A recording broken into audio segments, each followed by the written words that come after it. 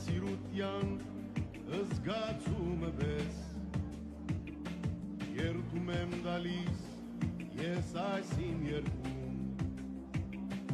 Մարդիկ առանց քեզ ազնիվեն ու հեզ Դարերից ի վեր գոբիղ ծնունդից Լացել է մարդը գարիքից կորսև Եվ ամբողջ կյանքում իր արյուն սրտից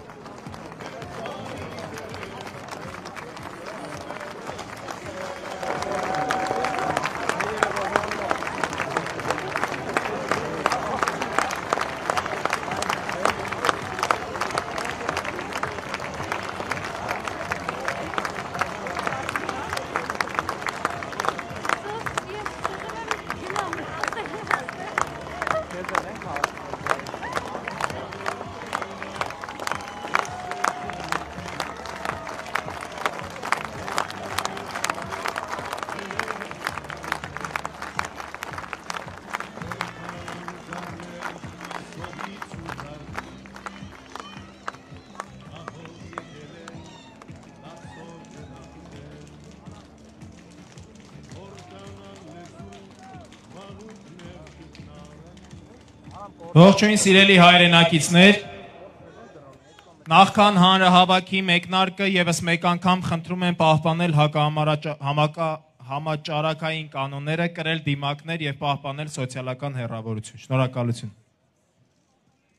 Սիրելի հայրենակիցներ, խնդրում եմ նախքան հանրահավաքի մեկնարկը 1 րոպե լռությամբ հարգենք հանուն հայրենիքի զոհված մեր բոլոր հերոսների հիշատակը։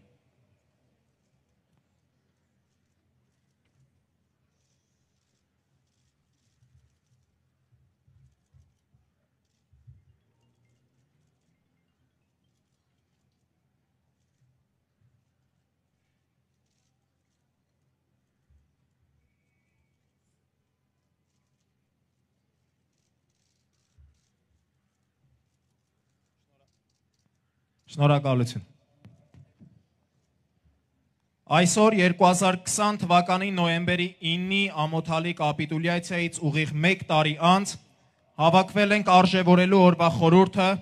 գիտակցելու թե ինչ է կատարվում, կանխելու այն, ինչ կարող է կատարվել, կանխելու նոր զիջումները։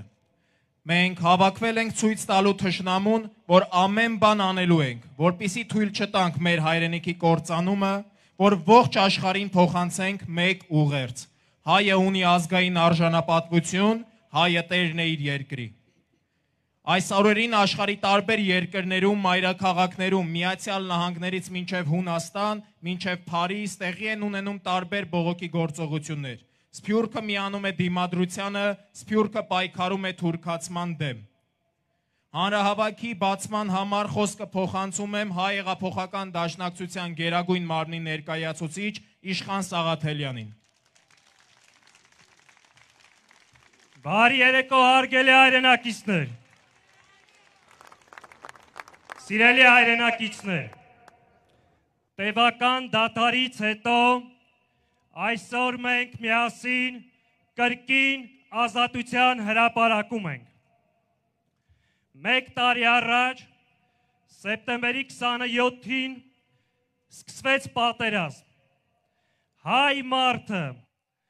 հայ ազգը ամեն ինչ արեց այդ պատերազմում հաղթանակ ունենալու համար։ Պատերազմ գնաց հայ մտավորականը, հայ գյուղացին, երաժիշտը, ուսուցիչը, Սփյուռքում ծնված մեծացած Կանադա հայը, Սիրիա հայը, Պարսկա հայը, Լիբանան հայը։ Պատերազմ գնացին հայր ու որդի, պապ ու թոռ, 2 եղբայր միասին։ Գնացին գիտակցումով,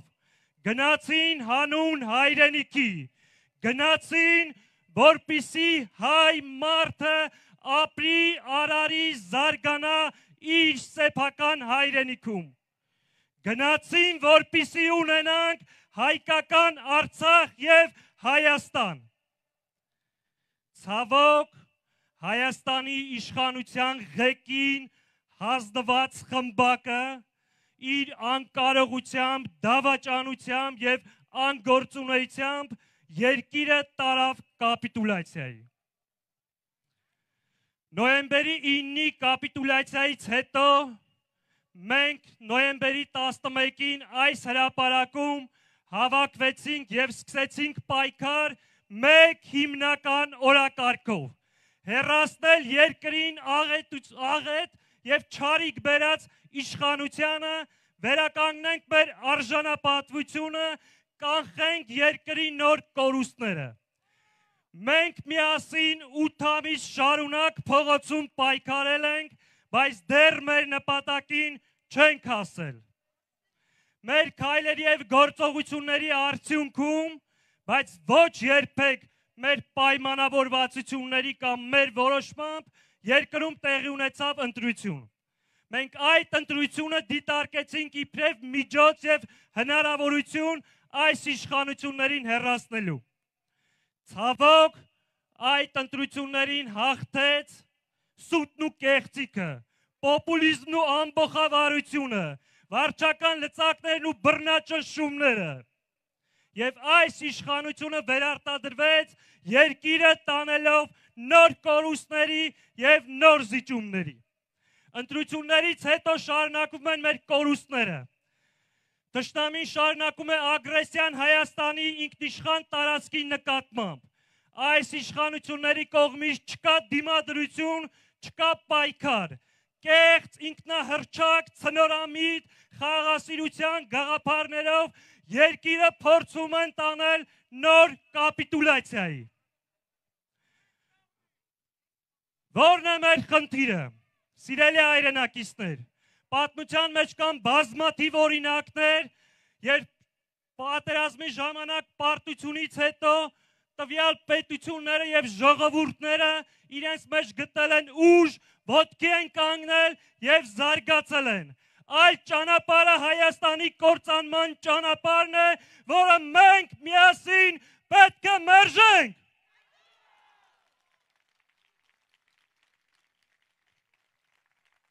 Սիրելի հայրենակիցներ, պատերազմը ավարտված չէ։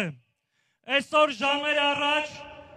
Շուշի մոտակայքում կրկին ունեցանք քաղաքացիական զոհ։ Թշնամին շարունակում է հավակնություն ունենալ Սյունիքի նկատմամբ, փորձում է հայաթափել Արցախը եւ թուրքացնել Հայաստանը։ Ինչ պետք է անենք մենք, ինչ պետք է անի հայ ժողովուրդը,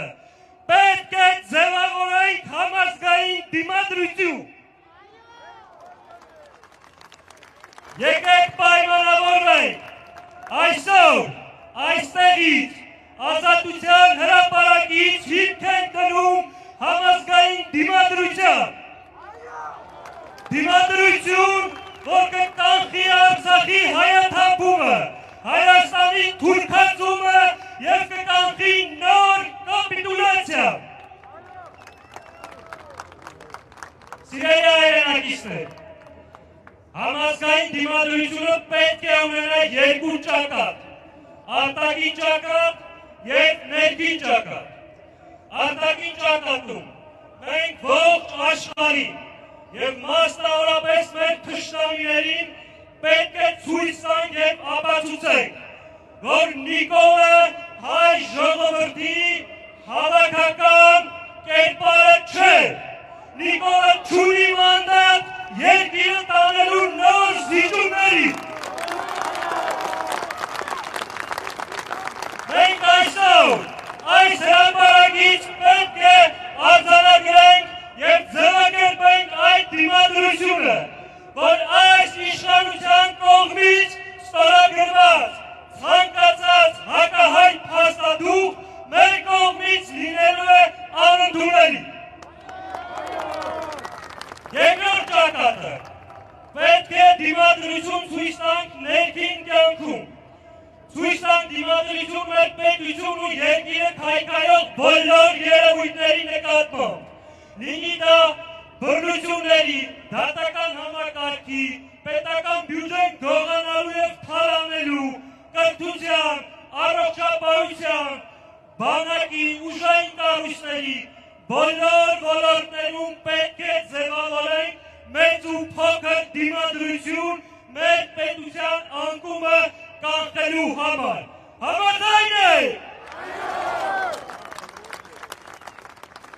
Ուրեմն, սիրելի հայրենակիցներ,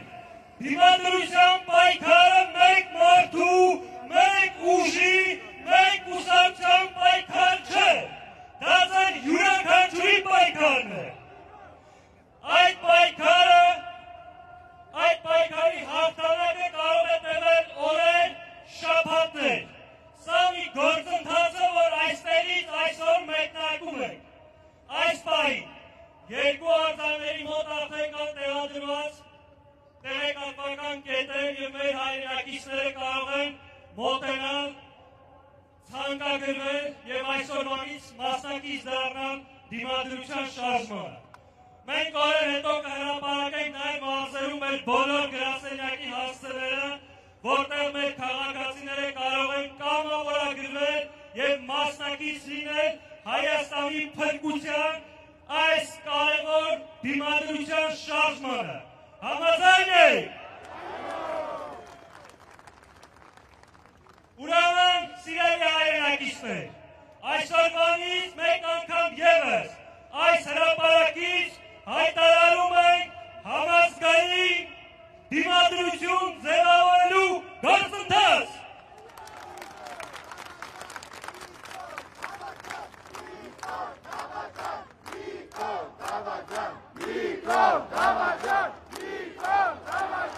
Նիկոլ Դավաճան! Նիկոլ Դավաճան! Սիրելի հայրենակիցներ, ազգային ժողովի մեր խորհրդարանական խմբակցության գլխավոր նպատակը լինելու է սպասարկել և հզորացնել դիմադրության շարժմանը։ Մենք շարունակելու ենք պայքարը միասին և Արցախը չի հայաթափվելու, Հայաստանը չի թուրքացվելու, Հայաստանը լինելու է ազատ, անկախ և ինքնիշխան երկիր։ Կեցցե Արցախը, կեցցե Հայաստանը, կեցցե հայ ժողովուրդը։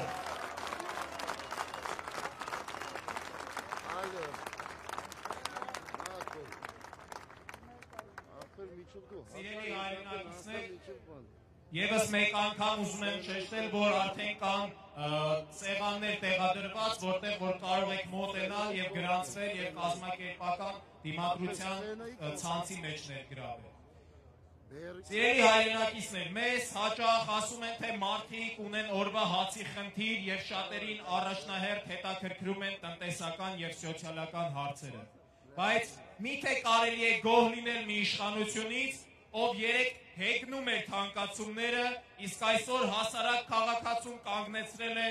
աղքատության շեմին։ Միթե կարելի է հանդուրժել պարգևավճարներով հարստացող և պետական բյուջեն մսխող այս իշխանություններին։ Իհարկե ոչ։ Այս պահին խոսքը փոխանցում եմ Ազգային ժողովի Հայաստան խմբակցության պատգամավոր Արտուր Խաչատրյանին։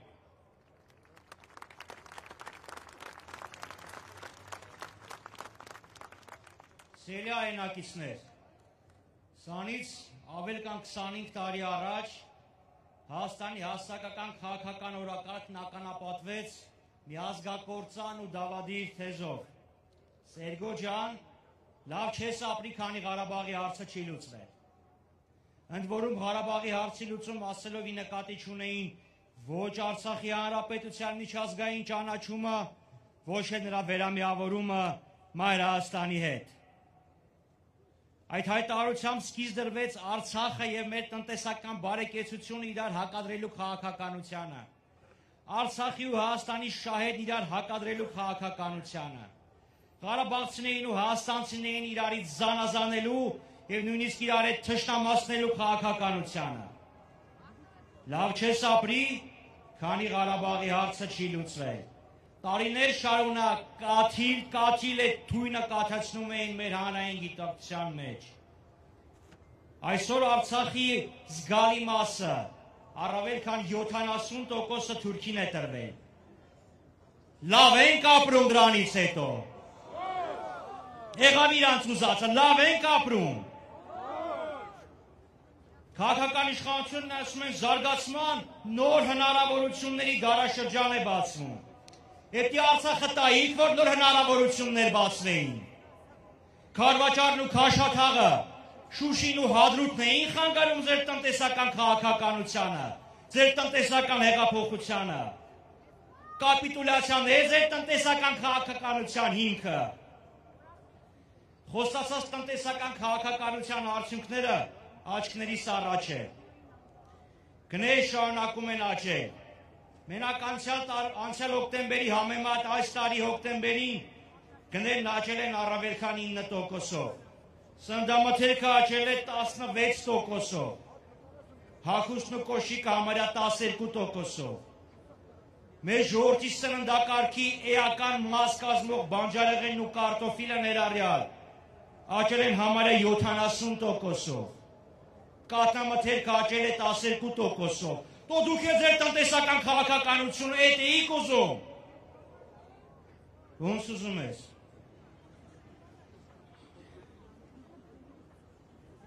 Հացը, ձավարեղենը, ալյուրը, հացն ու ալյուրը աճել են 10%-ից ավել։ Հիշեցնեմ, որ մեր հացահատիկի զգալի մասը Արցախից էր գալիս։ Այսօր այդ արտերը մնացին Թուրքին։ Այսօր Թուրքն է այդ հացը ուտում։ Բայց մենք տնտեսական հեղափոխությունից ենք խոսում։ Եվ գների աճի մասին հարց է տալիս, ասում են մենք ինչ անենք։ Համաշխարհային գներն են աճել։ Մենք բան չենք կարող անել։ Բա որ բան չենք կարող անել, ում եք դուք պետք։ Թուրքը մտնում է Սևլիջ, ասում ենք մի բան արեք, ասում են դե նա անում են, էլի ռուսների հետ բանակցում են։ Բայց իշխանությունը մեր ինչին է պետք։ Եթե բան չեք կարող անեք, ինչ եք աշխատավարձ ու պրեմիա ստանում։ Փոխարենը խելոք գաղափարներ են տալիս։ Մեր էկոնոմիկայի նախարարը փետրվարին ասում էր, գիտեք, հիմա տնտեսական ակտիվության ցուցանիշ ընկել է, որտեղ 2020 թիվը նահանջ տարի է։ Գյուտ արեց, ասեց այն ժամանակ 29 նոր էր փետրվարի, հիմա 28, դրա համար էլ սենց վատ է վիճակը։ Հիմա էլ ասում է, եկեք արձակուրդները կրճատենք, որ մարդիկ շատ չուտեն, լավ, որտեղ տոնա մնում են, շատ են ապրանք ծախսում, գներն աճում են։ Այն արձակուրդները ընդհանրապես վերացրեք, շաբաթ կիրակի մարդկանց բերեք աշխատելու։ Գիշերներն է գլխներին մի հատ լամբ կախեք, որ գիշերներն է աշխատեն, փող էլ մի տվեք, այդ տրամաբանությամբ է գնում, դե տենց արեք, տենց էլ անելու են։ Փողը չեն ավել, չեն կտրում, բայց չեն էլ ավելացնում, վաղը կարող է նաև կտրեն։ Ու զարմանալի չի, որ համաշխարհային բանկի գնահատականներով մեր աղքատության ցուցանիշը 7%-ով աճել է։ Այս գնաճի պայմաններում նպաստելու թոշակները չեն ավելացնում։ Բայց պրեմիայի փող կա։ Ասում են փող չկա, բայց դիմացեք։ Էսա ժողովրդի ծոցից ելած կառավարության տնտեսական քաղաքականությունը։ Ներդրումների մասին էին խոսում։ Սկզբից ասում էին ընտրություններ կանենք, որ ներդրումներ գան, հետո սահմանադրական դատարանը պետք է ցրենք, որ ներդրումներ գան, բայց չկա ներդրումներ։ Ինչ որ մարդկանց աչքին ներդրումներ են երևում, բայց դուք տեսնում եք այդ ներդրումները։ 2021 թվականի առաջի կեսին օտարերկրյա ուղղակի ներդրումները ընդամենը 42 միլիոն են կազմել։ Զուտ դիրքը 518 միլիոն է երկրորդ եռամսյակի դրությամբ։ Համեմատության համար ասում եմ 2018 թվականի երկրորդ եռամսյակում, երբ Փաշինյանը դարձավ իշխանության գլուխ, ստանձնեց կառավարության ղեկը, 677 միլիոն էր։ Ու ներդրումների մասին են խոսում։ Ու դա համար զարմանալի չի, որ մարդիկ հեռանում են երկրից։ Կրճատվում է աշխատուժի առաջարկը, կրճատվում է զբաղվածների թիվը, կրճատվում են աշխատանքային ռեսուրսները, գնում են մարդիկ, կրճատվում է նաև գործազրկությունը։ Գիտեք ինչի Հայաստանում գործազրկությունը կրճատվել։ Որովհետև ով որ գործ չունի Հայաստանից գնացել է, հույսը կտրել է այս երկրից ու գնացել է։ Հունվար-սեպտեմբեր ամիսներին Հայաստանից հեռացել է 3571 քաղաքացի, որ Հայաստանի անձնագիր կամ այլ փաստաթուղթ ունի։ Համ իմասը խոպան են գնացել։ Բայց կանայք ու երեխաները խոպան չեն գնում, կանայք ու երեխաները իրանց հայրերի հետ այս երկրից գնում են։ Հիմա այդ տնտեսության գործարման եզին կանգնեցած այս կառավարությունը 7-ից 9% տնտեսական աճ է խոստանում։ Ինչի հաշվին։ Մարդիկ փորձում են այս պարտության դառնությունը տնտեսական բարեկեցությունով քաղցրացնել։ Ինչի հաշվին։ Ասում են կապիտալ ծախսերը կշատացնենք։ Այդ կապիտալ ծախսերը երբ եք կարողացել իրացնել, որ հիմա էլ ավելացնում են կապիտալ ծախսերը։ Թե հույս ունեք, որ ամուսարը կշահագործեք, 2 կոպեկի համար ժողովրդին ու երկիրը կթունավորեք։ Սուտ են ասում, իրանց հույսը Թուրքիան է։ Սահմանները կբացենք, թուրքական կապիտալը կհորդի, ժողովրդիկ լավ կապրեն։ Հա, ոչինչ որ Հայաստանի փոխարեն կարող է Էրմենիստան կամ Գյավորիստան կոչվի այս երկիրը, բայց տենց են խաբում, գոնե կաթիլ էտել են ասում, բայց երբ հարց ես տալի ասում են չէ գնահատական չունենք։ Բա ի՞նչն է ձեր հույսը։ Ի՞նչն է ձեր հույսը։ Կառավարություն։ Տուգանքները, հարկերը, որ բարձրացնելու են։ Իրանք չեն ասում ոչ է, հարկերն ու տուրքերն են բարձրացնելու ու արտաքին պարտքերների վերցնելու։ Հույսերը այդ արտաքին 26, որ ասում են 26 միլիարդ կստանանք։ Միամիտ մի եղեք է, եթե 5 տարում է 26 միլիարդը ստանանք է, դա մեծ մասը պարտք է լինելու։ Կամ պարտքից բողոքող իշխանությունը պարտքն ավելացնում։ Պարտքը վերցնեն, դրա մի մասը կուղեն ճանապարհներին, լավ ճանապարհը լավ բան է, բայց հաշվարկեք այդ ճանապարհների տնտեսական ազդեցությունը ինչ է լինելու։ Կկարողանանք այդ պարտքը վերադարձնենք, թե մեր երեխաներին թողնելու ենք հոշոտված, տարածքներ կորցրած, դատարկվող ու պարտքերի տակ կքված հայրենիք եւ ստորացված հայրենիք, արժանապատվությունը կորցրած հայրենիք, բայց մենք դա թույլ չենք տալու։ Չենք թույլ տալու, որ երկիրը կործանեք, հային դարձնեք անհայրենիք գնչու, դիմադրելու ենք ու կերտելու ենք մեր հզոր ու հաղթական հայրենիքը։ Շնորհակալություն։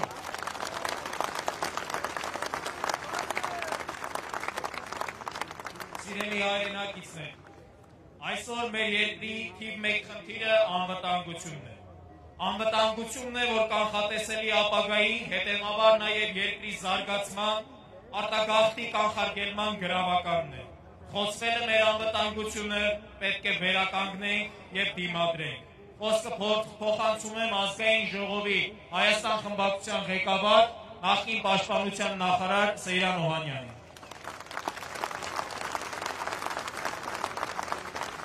Ողջույն ձեզ, սիրելի հայրենակիցներ։ 1 տարի է անցել այն աղետալի առավիրքից, երբ թուրք-ադրբեջանական տանդեմը սանձազերծեց պատերազմ Արցախի և հայ ժողովրդի նկատմամբ։ Եվ այս 1 տարվա ընթացքում այսօրվա իշխանությունները, պետության ղեկավարությունը գնահատանքի չի արժանացրել ոչ միայն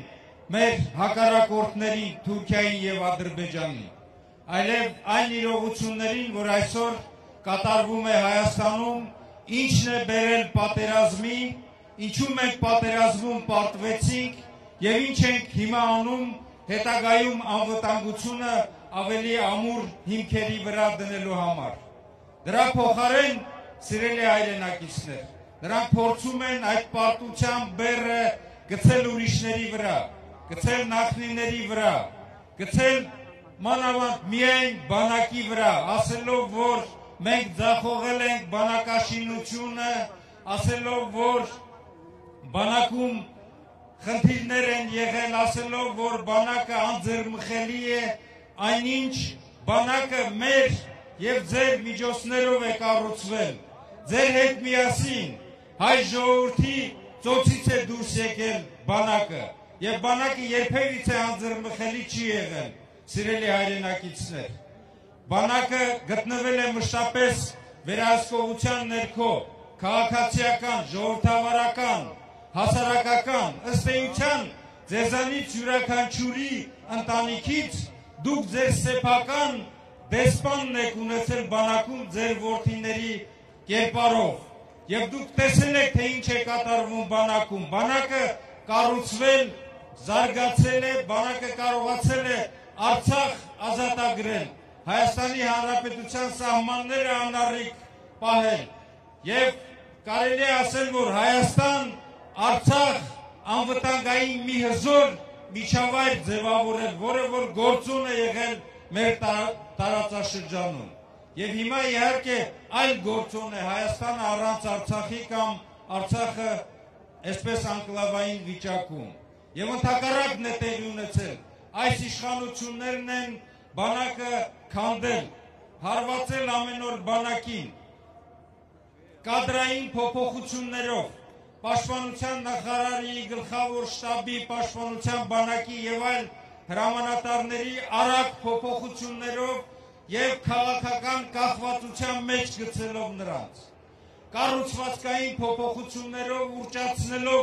կենտրոնական ապարատը եւ կրճատելով մարտական մոբիլիզացիոն ստորաբաժանումները փոփոխություններ անելով եւ ոչ արդյունավետ սպառազինության գնումներ կազմակերպելով եւ ի վերջո նաեւ իրենց քաղաքականության համահունչ բանակը PR-ի մակարդակի հասցնելով նրա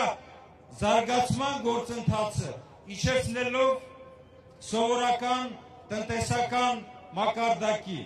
եւ այդ է պատճառներից մեկը որ այս պատերազմում պարտություն կրեցին պարտություն կրեց ոչ թե բանակը սիրելի հայրենակիցներ այլ պետությունը պետական կառավարման ցածր մակարդակը պետության բոլոր հնարավորությունները ռազմական ռելսերի վրա չտեղափոխելը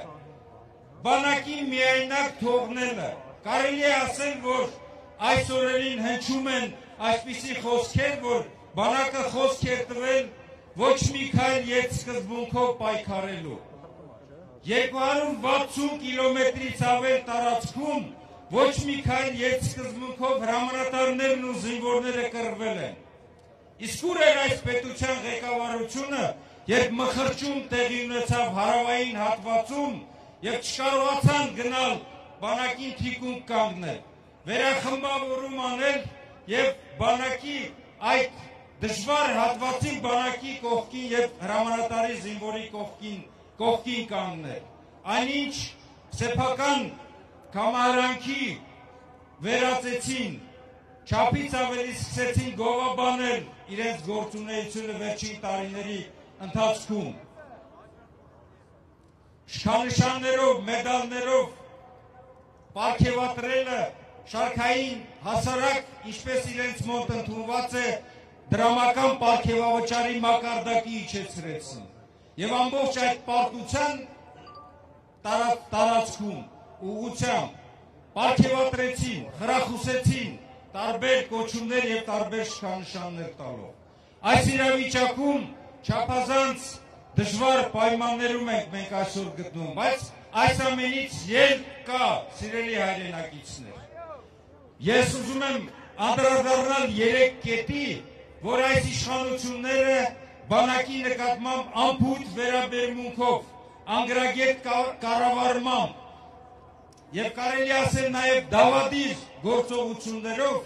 չկարողացան ապահովել ոչ բանակի զարգացումը ոչ պատերազմի ժամանակ հաջողությունները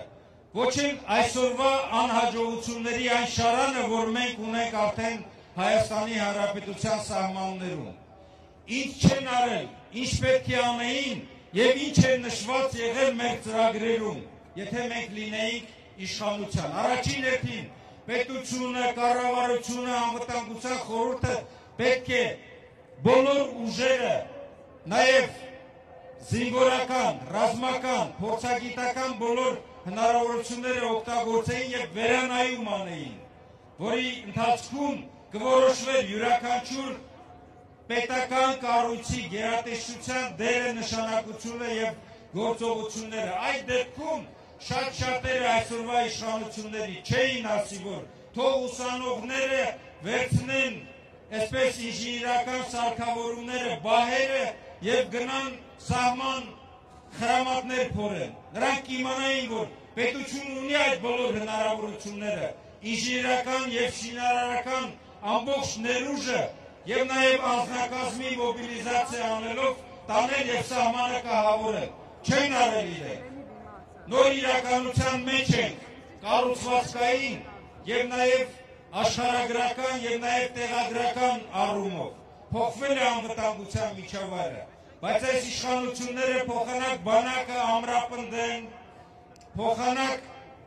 կառուցվածքային փոփոխություններով ավելի արդյունավետ դարձնեն, ավելի հզոր դարձնեն նաեւ ամբողջ ռազմական ներուժը, նկատի ունեմ նաեւ այլ ուժային կառույցները։ Նրանք այլ բան են անում։ Նրանք իրականում ճիշտ եք ասում, քանդում են, պոպուլիզմի են վերածել, ինչ է նշանակում այս դժվար իրավիճակում անցնել 1.5 տարվա ժամկետային ծառայության կամ 5 տարի մեկ մոբիլիզացիա անել։ Այդպես հնարավոր չէ, հարգելի հայրենակիցներ։ Տեսեք, առաջին գծում նայում ես հակառակորդին, պարբերաբար նոր, այսպես զորանոցներ, մշտական տեղակայման վայրեր, նոր դիրքեր են կառուցում։ Ինչ ենք մենք տեսնում հակառակ կողմին։ Ոչ մի բան, որովհետև առաջադրանք հստակ չկա բանակի։ Եվ վերջինը, սիրելի հայրենակիցներ, սպառազինությունը յուրացնելը, ժամանակակից տեխնոլոգիաները, ճշգրիտ միջոցները սպառազինության եւ դրանք զորավարժությունների ամենօրյա պատրաստության արդյունքում հասնելը կատարելագործման ամենակարևոր գործողություններից մեկն է։ Մեր ժամանակ, այսպես կոչված նախկինների ժամանակ, ամենահզոր զորավարժություններն են անցկացվել։ Էլ չեմ ասում 25, մեր երկրի 25-ամյակի ժամանակ կազմակերպված հզոր զորահանդեսը։ Մենք տեսնում ենք նաև նույն զորավարժությունները հակառակորդի մոտ։ Ինչ է մեզ մոտ կատարում։ Միթե մեր բանակի վիճակի չէ պատրաստության եւ նաև մարտունակության աստիճանը բարձրացնելու եւ ցույց տալու համար խոշոր զորավարժություններ անել։ Ի վիճակի է, սիրելի հայրենակիցներ, բանակը այսօր ի վիճակի է դիմադրել, պարզապես առաջադրանքներ չկան, եւ այս իրավիճակից դուրս գալու ամենամեծ հնարավորությունը բանակը ունի, որովհետև այն գտնվում է ուղղահայաց ենթարկվածության, հրամանատարության եւ համապատասխան կարգապահության ներքո։ Եվ խոսեցինք բանակի մասին։ Մենք այստեղ յուրաքանչյուրս այս հավաքի ընթացքում առաջնորդներ ենք, որովհետև ամենաառաջինն ենք գիտակցում, որ այս դիմադրողական շարժումը մենք պետք է ձևավորենք։ Եվ իմ խնդրանքը, մեր բոլորիս խնդրանքը, դուք մեր ամենափոքր ստորաբաժանման հրամանատարներն եք։ Եթե ձեզանից յուրաքանչյուրը 5, 6, 7 մեկ ջոկի կազմով համախմբի եւ այս մեր դիմադրողական ալիքը, դիմադրողականության ալիքը, այսպես թափանիվի ընթաց ստանա, ապա մենք մեր առջև դրված խնդիրները կատարենք։ Թույլ չենք տա Հայաստանի թուրքացմանը եւ Արցախը ընդմիշտ եւ հավերժ կլինի հայկական։ Շնորհակալություն։ Սիրելի հայրենակիցներ, կուզեմ, որ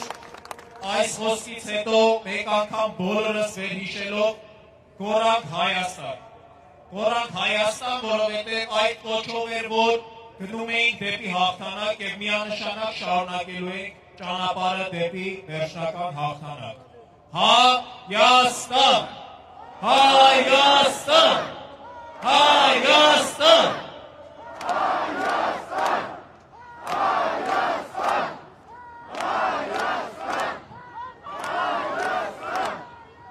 Սիրելի հայրենակիցներ, այս իշխանությունը շարունակ խոսում է ժողովրդավարությունից, բայց ամեն օր ոչնչացնում է ժողովրդավարությունը մեր երկրում։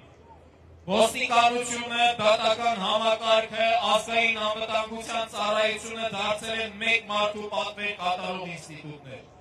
Օրինակները տասնյակներով են։ Սա ակցիայի ժամանակ բարձրախոսով խոսելու համար քաղաքացուն բերման ենթարկելուց իր համայնքում բացարձակ հաղթանակ տարած Արուշ Արուշանյանին ապօրինաբար կալանավորած պահելը։ Իրենց քննադատելու համար քաղաքացիներին ձերբակալելուց մինչև ազգային ժողովի պատգամավորի մանդատ ստացած մեր գործընկերներին կալանավորված պահելը։ Սա է սրանց ժողովրդավարությունը։ Խոսքը փոխանցում եմ ազգային ժողովի Հայաստան խմբակցության պատգամավոր Արամ Բաղդեբանյանին։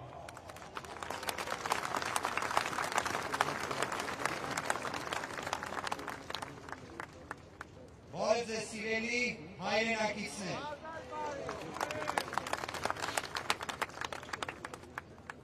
Թշնամին օկուպացրել է մեր հայրենիքի զգալի մասը, իսկ այս իշխանությունները օկուպացրել են դատարանները։ 2018 թվականին այս իշխանությունը խոստացավ դատական բարեփոխումներ, փոխարենը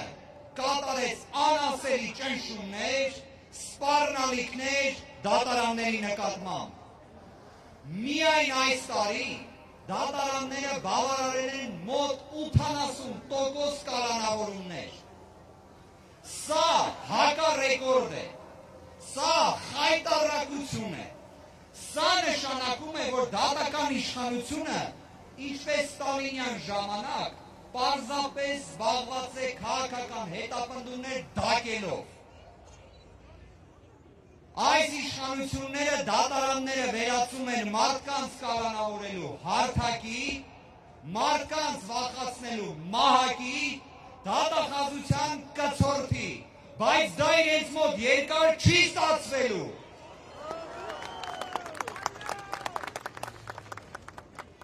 Այսօր դատական իշխանությունը Նիկոլ Փաշինյանի կամակատարն է։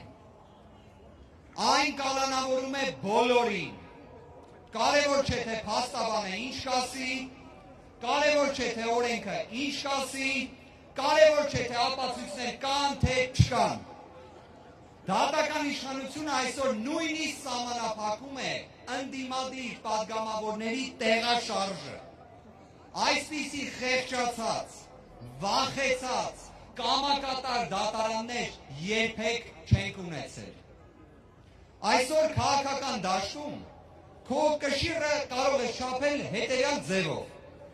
Կա արդյոք քո դեմ հարուցված քրեական գործ, թե ոչ։ Անկախ նրանից ինչ հոդված է, ինչ օրենքա, ինչ մեղադրանք է։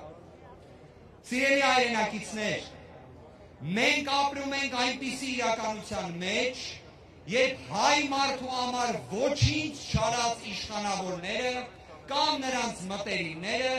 չեն կալանավորվում կամ իրենց դեմ քրեական գործեր չեն հարուցվում։ Բայց հազարավոր կյանքեր փրկած Արմեն Չարչյանը, ով հիմա կռիվ է տալիս իր կյանքի ու առողջության համար, մնում է կալանավորված։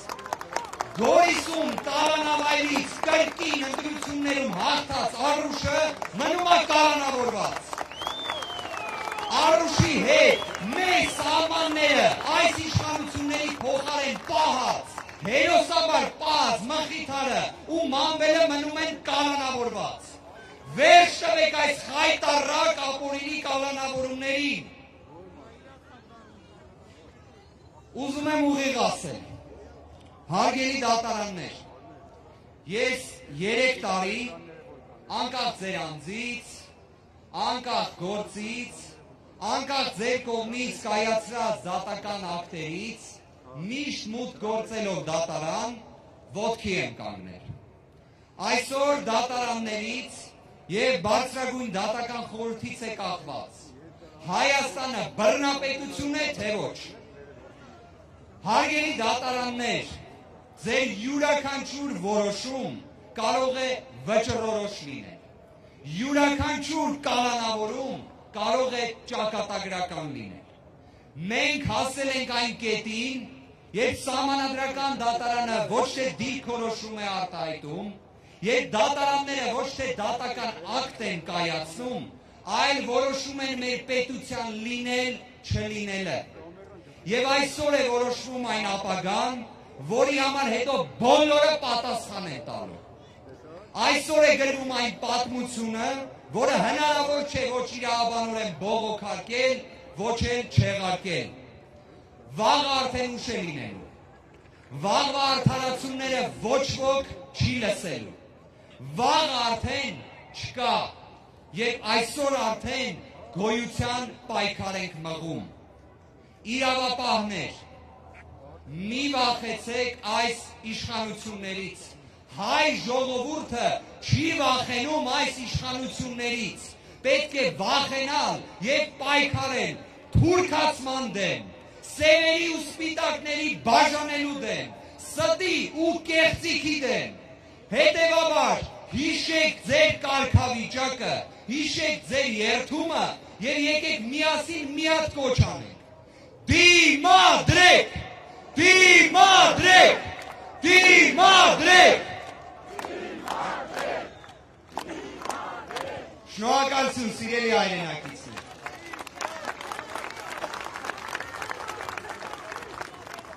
Սիրելի հայրենակիցներ, ոչ ոք ավելի լավ չի կարող զգալ այն ցավը, ինչ մեր հազարավոր ծնողները, ովքեր զավակ են կորցրել։ Ոչ ոք առավել չի գիտակցում խաղաղության գինը, քան այդ ծնողները։ Սակայն արժանապատիվ խաղաղությունն է միայն, որ կարող է բերել իրական խաղաղություն։ Խոսքը փոխանցում եմ Արցախյան 44-օրյա պատերազմում զոհված Արման Օհանջանյանի մորը ուսուցչուհի Էլիզաբետա Բուդաղյանի, ով Արցախում մարտնչող իր որդուն խնդրում էր հանկարծ գերի չընկնել, եւ որպես պատասխան ստանում մայր իմ հանգիստ եղիր, ես այն աշխարհ ինձ հետ կտանեմ բազմաթիվ թուրքեր, դրա համար հատուկ նռնակ էր պահում։ Խնդրեմ տիկին Էլիզաբետը։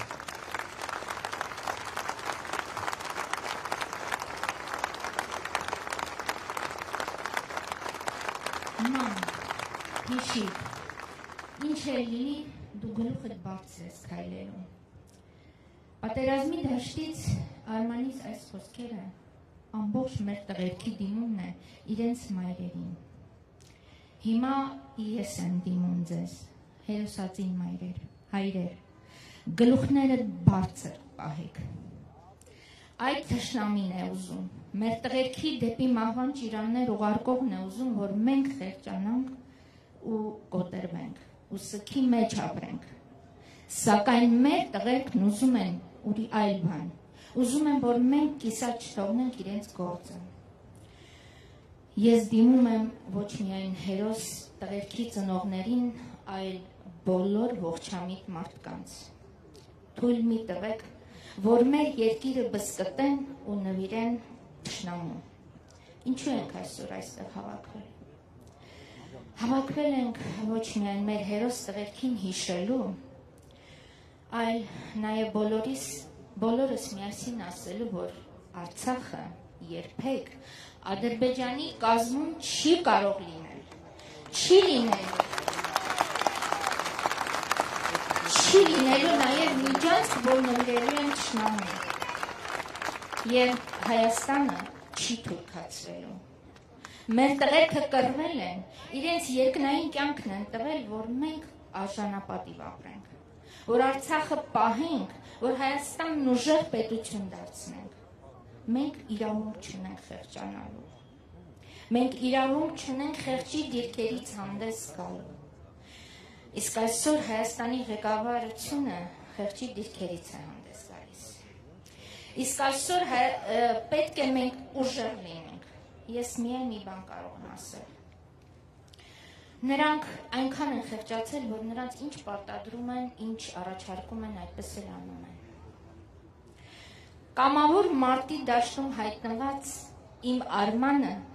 դեռ հոկտեմբերի սկզբներին համոզված էր եւ ասում էր. «Ման, իմացիր, այս հողերը եւ մեր կյանքերն էլ հետը իշխանությունները նվիրել են Ադրբեջանին»։ Իմ 23 տարեկան Արմանը,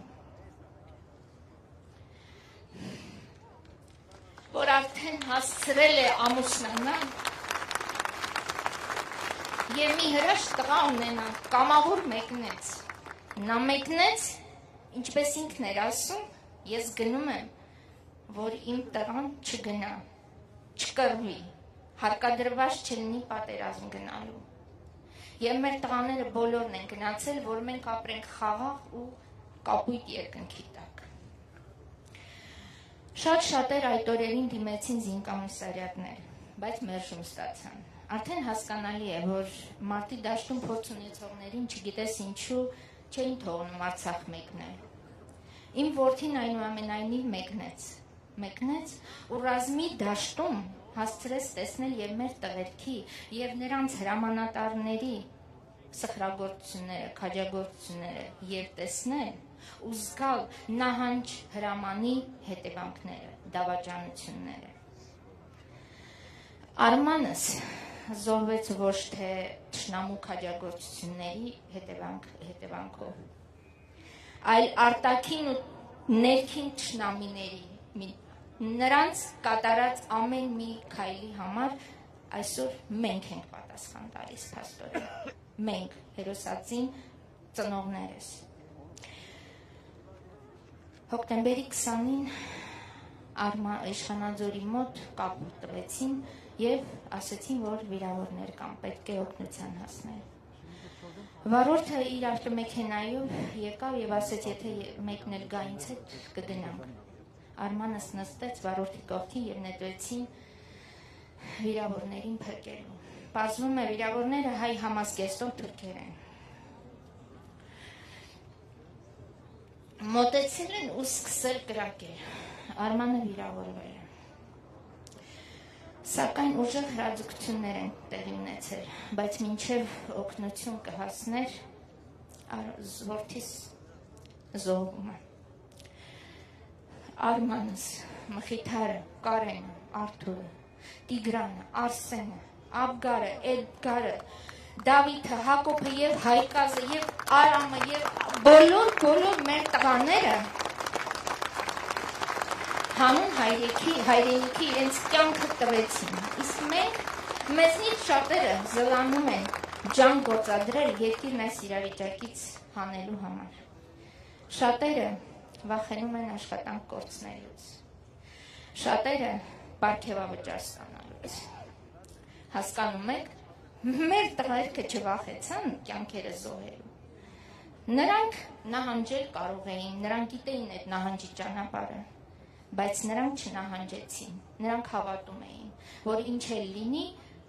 մեկ է, մենք հաղթելու ենք, որտեղ մենք միշտ հաղթել ենք, ուրիշ կերպ չէր կարող լինել։ Այո, այնպես որ մի վախեցեք, որ մեր երկիրը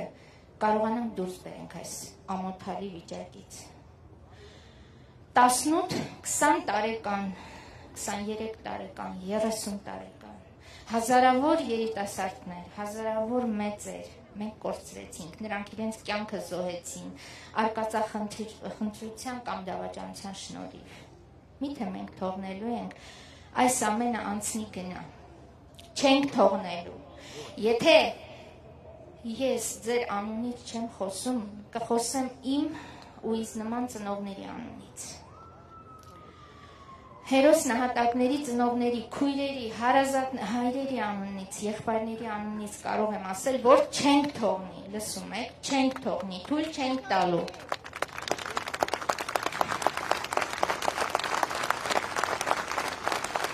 Այո, հայկական նյուրնբերգյան դատավարությունը լինելու է։ Պետք է լինի։ Այլապես մենք հայ կոչվելու իրավունք չունենք։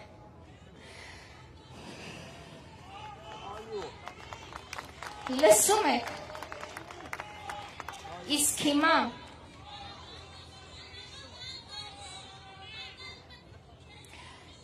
հիմա մեկ անգամ եւս կրկնում եմ, Ադրբեջանի կազմում Արցախ չի լինելու, իսկ այն ամենը իրականություն դարձնելու համար մեզ պետք է աշխարհին ներկայանալ ոչ թե պարտության դեմքով, այլ հայրենասերի դեմքով, հայրենիք սիրող մարդու դեմքով։ Գիտեք, վերջում ուզում եմ ավելացնել, իմ որդու զոհվելուց մի քանի ժամ առաջ մի տեսաձայնագրություն էր արել իր սեփական իր հեռախոսի մեջ, եւ այդ հեռախոսը ինձ հասավ, այդ տեսագրությունը դարձավ ինձ համար, չգիտեմ, ապրելու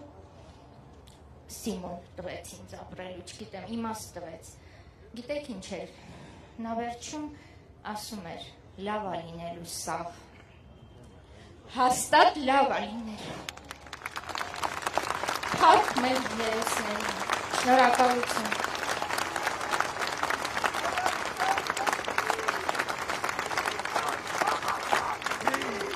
Փառք եւ խոնարհում հանուն հայրենիքի զոհված մեր բոլոր հերոսներին։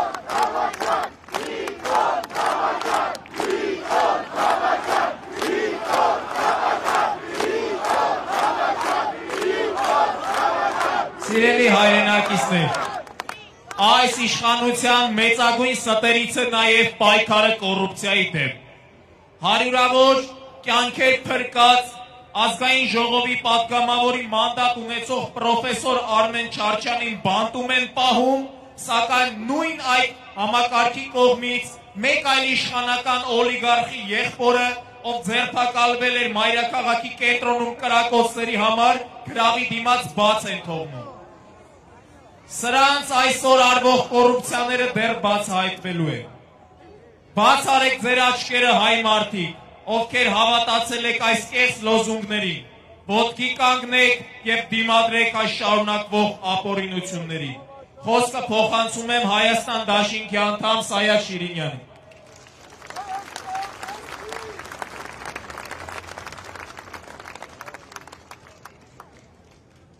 Բարի երեկո, սիրելի հայրենակիցներ։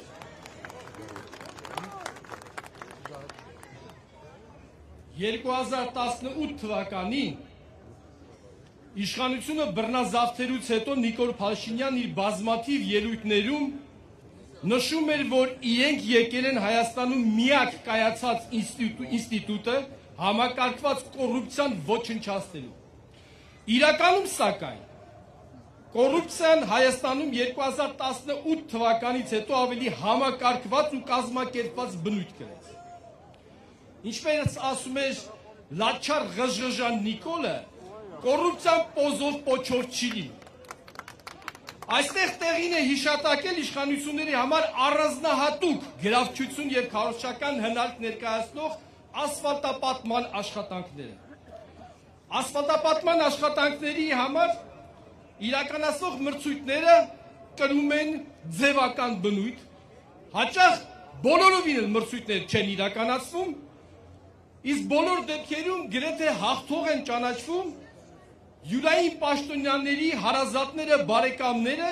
կամ փոխկապակցված անձինք, ինչպես Անեն Սիմոնյանի հարազատ եղբոր պատկանող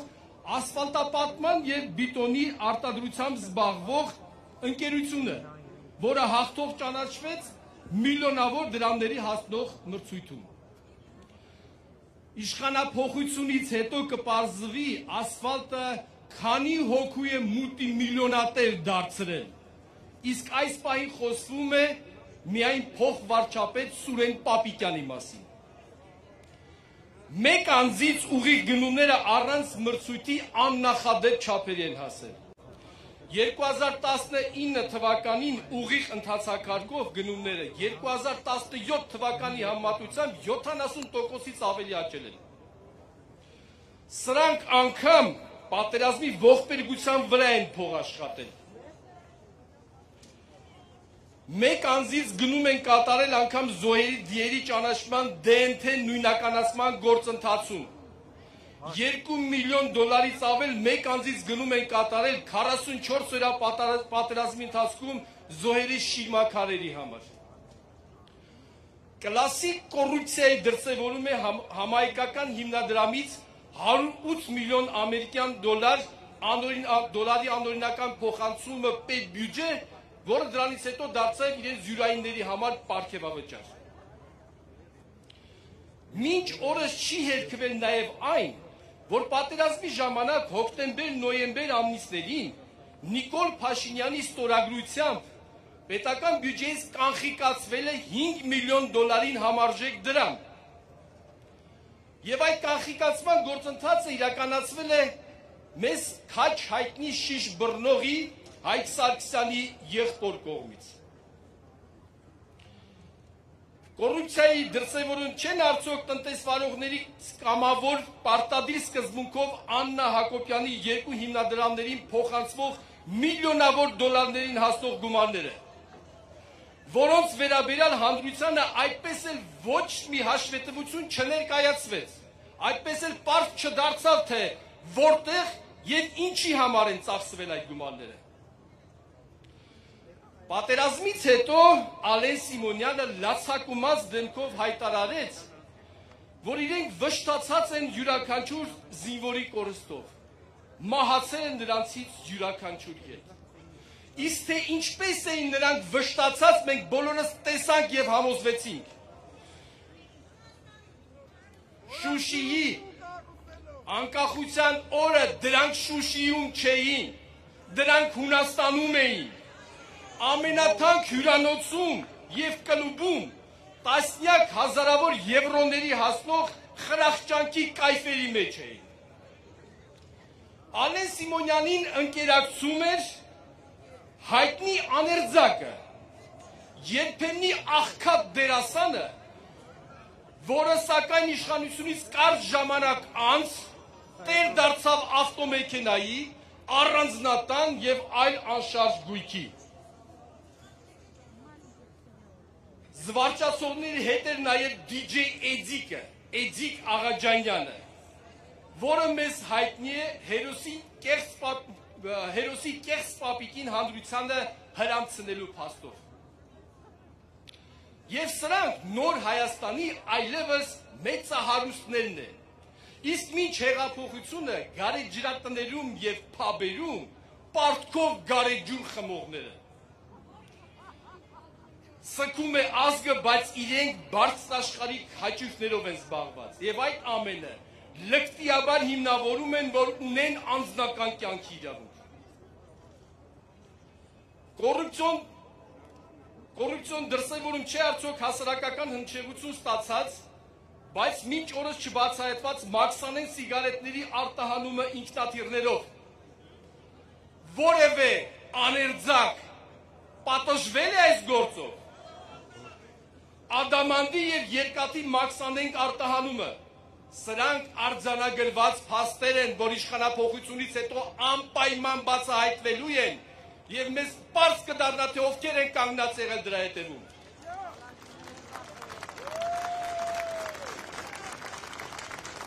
Ակամայից հիշեցի նաեւ արագաչափերի վերացման վերաբերյալ Նիկոլի հայտարարությունները, որ քաղաքացին տուգանքի մատերիալ չէ,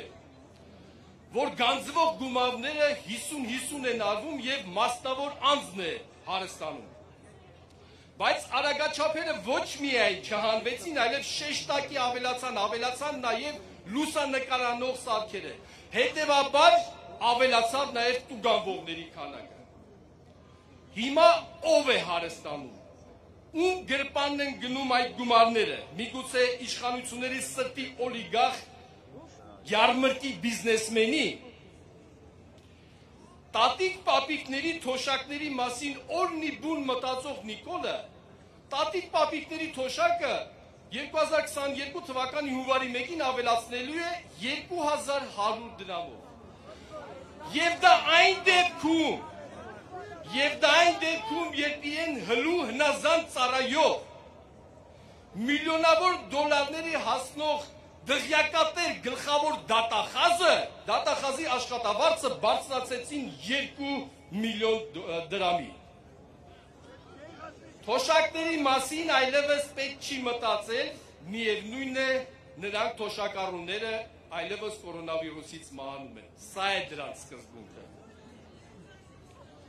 2020 թվականին քաղաքացիական պայմանագիր խմբակցության օլիգարխ պատգամավորին փոխկապակցված ընկերություն է հիմնադրվում եւ դրան անմիջապես հետևում է պատվերը 1 միլիարդ 300 միլիոն դրամի չափով պաշտպանության նախարարության կողմից։ Այդ ընկերության ծառայություններից օգտվում են դատախազությունը, ԱԻՆ-ը, քրեակատարողական ծառայությունը։ Այդ օլիգարխին փոխկապակցված ընկերությունը երկրորդ պատվերը ստացել է այս սույն թվականի հոկտեմբերի 1-ին, ուշադիր, այս անգամ արդեն 5 միլիարդ 500 միլիոն դրամի չափով։ Դարձյալ պաշտպանության նախարարության կողմից։ Ընդհանուր առմամբ այդ ընկերությունը ստացել է 6 միլիարդ 919 միլիոն դրամի պատվեր, որից 6 միլիարդ 778 միլիոնը պաշտպանության նախարարությունից։ Դե հիմա ասեք, կոռուպցիան պոզով պոչով է լինում։ 2018 թվականին իշխանությունը բռնազավթելուց հետո նրանք հռչակում էին, որ նոր Հայաստանում այլևս ԽԾԲ, խնամի ծանոթ բարեկամ սկզբունքը չի գործում։ Սակայն ցանկը շատ երկար կարելի է թվարկել։ Վարչապետի Վարշավի խորհրդականից հիշում եք նաև։ Մինչև աներձակ հրաչը, վարչապետի եղբորորդի պատգամավորից մինչև քավոր քաղաքապետը, Աննայի բարեկամ Պեկ Պաշտոնյա Մաշադյանից մինչև նրա երիտասարդ որդի զինվորական կայազորի դատախազը։ Ակնհայտորեն խորացավ ԽԾԲ ինստիտուտը։ Բոլոր պաշտոններում նշանակում են նրանց հարազատ բարեկամները, քավոր սանիկները։ Մինչդեռ 2018 թվականին սրանց աջակցողները այլ ակնկալիք ունեին։ Նրանք մտածում էին, որ իրենք էլ աշխատանք ունենան, իրենց էլ ինքնադրսևորման հնարավորություն կտրվեր, բայց այս հարցում էլ իրենք խաբվեցին։ Ընտանեկան բիզնեսը տասնյակ միլիոնավոր դրամներով զարգացնելու վառ օրինակ են կնոջ բիզնեսին աջակցող Արսեն Թորոսյանը, ամուսնու բիզնեսին աջակցող Անահիտ Ավանեսյանը, դե իսկ Դավիթ Սանասարյանն էլ փորձում է իր կյանքը բարեկեցիկ դարձնել։ Ազգային ժողովի պաշտպանության և անվտանգության մշտական հարցերի հանձնաժողովի նախագահ Անդրանիկ Քոչարյանը, դե բոլորիս հայտնի, այո,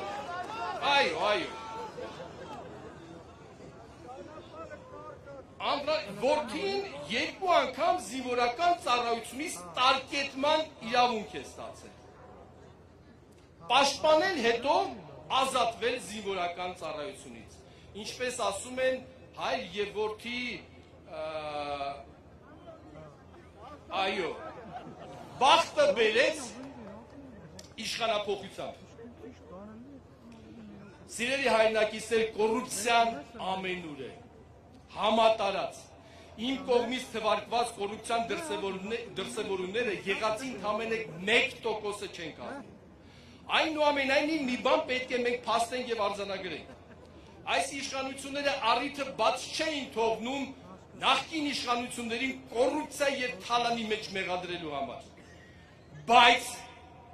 մինչ օրս որևէ կոռուպցիան դեպք բացահայտված չէ։ Սիրելի հայրենակիցներ, այս իշխանությունները սարսափում են մեր ազգի համախմբումից, միասնականությունից, ինչպես սատանան դիվահար կլիներ խաչից։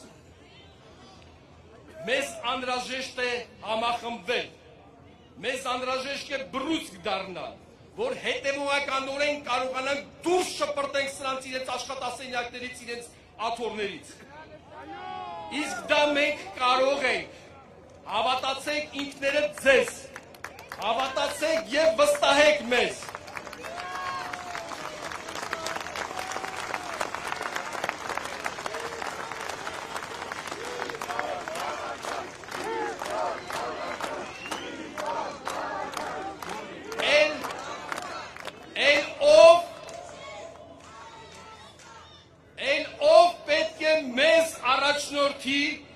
Եթե ոչ փառահեղ ու հերոսական ճանապարհ անցած, մեզ հայրենիք եւ արժանապատվություն պարգևած հողեր ազատագրած նախագահ Քոչարյանը։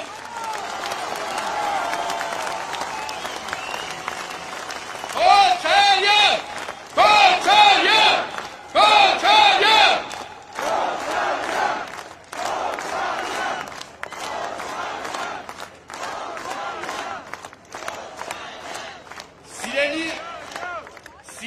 հայրենակիցներ, խնդրում եմ հիշեք, որ նախագահ Քոչարյանը սկսած գործը երբեք էլ կիսած չի թողել։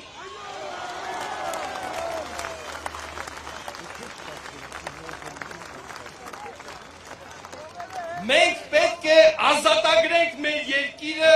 այս թրքահպատակ իշխանություններից։ Մենք դա կարող ենք անել։ Մեր պահանջն արդար է, պայքարն անկասելի։ Շնորհակալություն։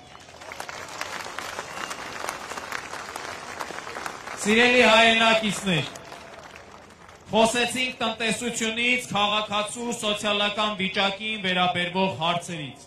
սակայն չի կարելի անտեսել այն հանգամանքը, որ տնտեսության այս հետընթացը ունի նաև պետության համար անվտանգային նշանակություն։ Խոսքը փոխանցում եմ ազգային ժողովի Հայաստան խմբակցության պատգամավոր Վահե Հակոբյանին։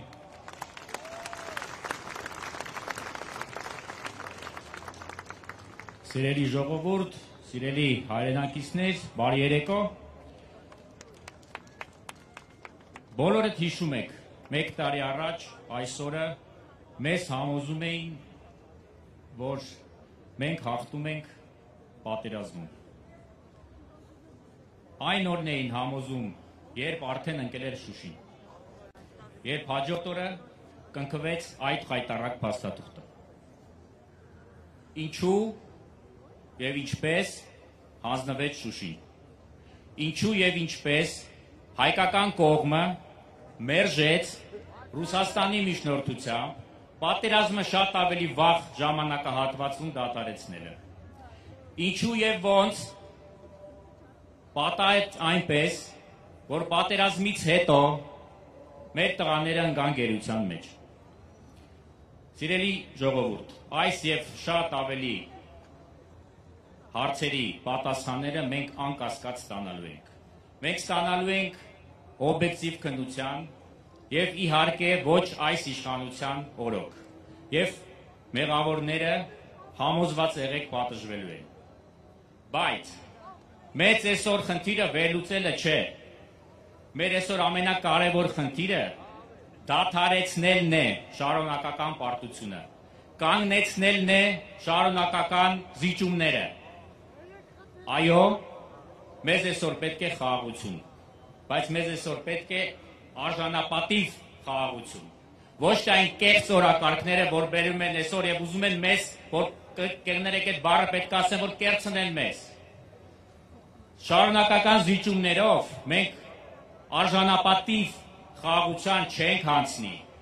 Այսօր ներկա իշխանությունը տանում է մեզ կեղծ օրակարգով, իմիտացիա անելով խաղաղություն, իբրև իրանք խաղաղություն են տանում։ Տեսնում եք այսօր ինչ կատարվեց հերթական անգամ Շուշիում։ Այսօր զոհվեց մեր հայրենակիցը, որը զինվորական չէր և ձեռքում զենք չկար։ Այս ամենաթողությունը բերելու է մեր ազգի կործանմանը, ինչը որ ուզում են ստանան այս իշխանությունները։ Եվ մենք պետք է դիմադրենք հոգեբանությանը պարտվողական, տրամադրվածության զարգացմանը պարտվողական և քաղաքականությանը, որը վարում այս կառավարությունը։ Հիմա շատ է խոսվում հնարավոր գործընթացի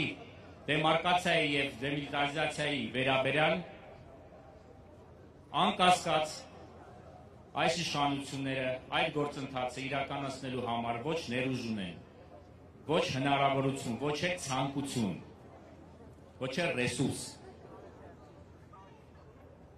Պարզ տրամաբանությունը ասում է, որ պետք է ամենասկզբից առաջ քաշել նախապայմաններ մինչ այդ պրոցեսը սկսելը։ Առաջինը մեր տղաների անվերապահ վերադարձը Հայաստան հայրենիք։ Հայաստանի Հանրապետության սուվերեն տարածքից Ադրբեջանի զինուժը դուրս վռնդելու հարցը։ Մեր ճանապարհները ազատելու ցանկացած խոչընդոտից։ Եվ իհարկե այս գործընթացը որևէ առնչություն չպետք է ունենա Արցախյան հարցի կարգավորման հետ։ Ի վերջո, սիրելի հայրենակիցներ, Մենք չենք պարտվել թուրք-ադրբեջանական տանդեմին։ Բանակը չի պարտվել, մեր ազգը չի պարտվել, պարտվել են սրանք։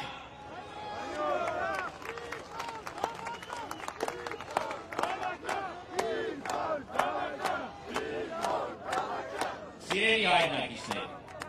այս բոլոր հարցերը չեն կարող չանդրադառնալ մեր սոցիալ-տնտեսական վիճակի վրա,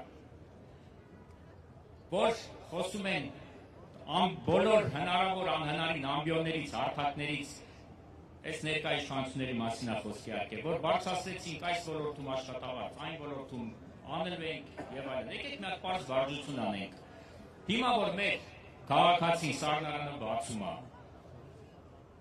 շատացել է, թե փչացել է դեր մթերքը։ Ինչով է դա պայմանավորված։ Գիտեք, իմ գործընկերները ասեցին դրա մասին։ Գնաճ, որի դեմ չեն կարողանում առնել։ Եթե սրանք մնացին, եթե կարող է չստանալ։ Մի րոպե։ Հիմա բերել են բյուջե, որտեղ նվազեցրել են բյուջեի պարտքը, դեֆիցիտը 100 միլիարդ դրամով։ Եվ սևը սպիտակով գրված է, թե ինչի հաշվի, ներքին ռեսուրսի, այսինքն ներքին եկամուտների հաշվի։ Դա ինչ նշանակում, գիտեք։ Դա նշանակում է 22 թվականից սկսել է հարկային տերորը, որպեսզի այդ 100 միլիարդը կարողանան բերեն դնեն տեղը, որտեղ բյուջեն նկարչություն է։ Սա խորանալու է ձմեռվա նախաշեմին։ Գազի, նոր գազի անփարունակ, մենք հիշում ենք, հա, անցյալ անգամ անփարունակ բանակցները ինչով վերջացավ, գազի սակագնի թանկացման։ Հիմա նորից են բանակցում, բանակցում եք, որ նորից թանկան, հա։ Ջուրը, իդեպ ջուրն է թանկանում է հունվարի 1-ից, այո։ Ի վերջում, սուտ, կեղծիք և պոպուլիզմ։ Եվ օգեգեն 0։ Խոսում են ներդրումների մասին։ Հարգելի հայրենակիցներ, ինչ-որ մեկը գիտի, որ 1 կոպեկ ներդրում է եղել Հայաստանում։ 0։ Իսկ ով որ իրան հարգող բիզնեսմենը կամ կազմակերպությունը ստե մի կոպեկ ներդրում կանի։ Իհարկե ոչ։ Ճիշտ հակառակը, օտար երկրյա կապիտալով աշխատող հիմնարկներին գնում են ճնշման տակ։ Դրանով հեղինակություն են քայքայում մեր երկրի եւ բիզնեսի առհասարակ։ Դրանից հետո ստեղ ներդրում կլինի։ Այս անլուրջ եւ անհեռատես Նիկոլի եւ իր խմբակի մոտեցումները եւ քայլերը մեզ տանում են կործանման։ Եվ այո, մենք պետք է դառնանք մեկ բռունցք եւ այստեղ փողոցում եւ խորհրդարանում։ Որն է այս բոլոր հարցերի պատասխանը։ Պատասխանը միակն է, սիրելի ժողովուրդ։ Նիկոլի ու իր խմբակի հեռացումը։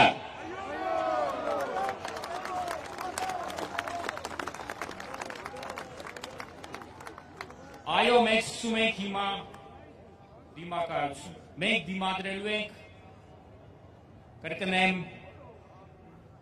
պարտովական հոգեբանությանը։ Մենք դիմադրելու ենք բռնապետության դեմ, ոչ բռնապետությանը։ Մենք դիմադրելու ենք, որպեսզի ունենանք եւ կառուցենք ուժեղ, բարեկեցիկ Հայաստան, որովհետև այդ Հայաստանին արժանի են մեր երիտասարդությունը, մենք ունենք փայլուն երիտասարդություն եւ մեր երեխաները պետք է ապրեն այդպիսի Հայաստանում։ Շնորհակալություն։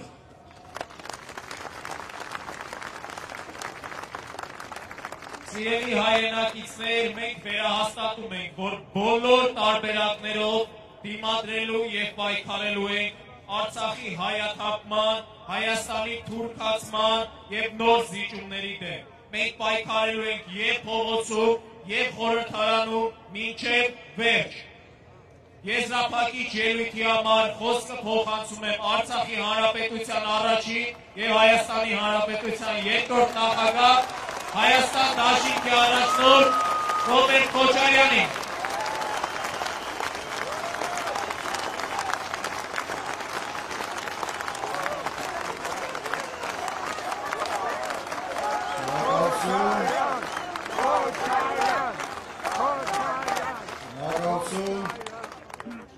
Բարի երեկո, հարգելի և սիրելի հայրենակիցներ, սիրելի ժողովուրդ։ Այսօր խոսելու եմ պատերազմի մասին, Արցախի մասին, բանակցային գործընթացի հեռանկարների մասին, ներքաղաքական իրավիճակի մասին և մեր անելիքների մասին։ Շատ կարճ պատերազմի մասին։ Նոր բան այստեղ դժվար է ասել, քանի որ մեկ տարի սա բոլոր քննարկումների առարկան է եղել։ Ուղղակի ուզում եմ այսօր շեշտել մի քանի փաստ, անհերքելի, անժխտելի,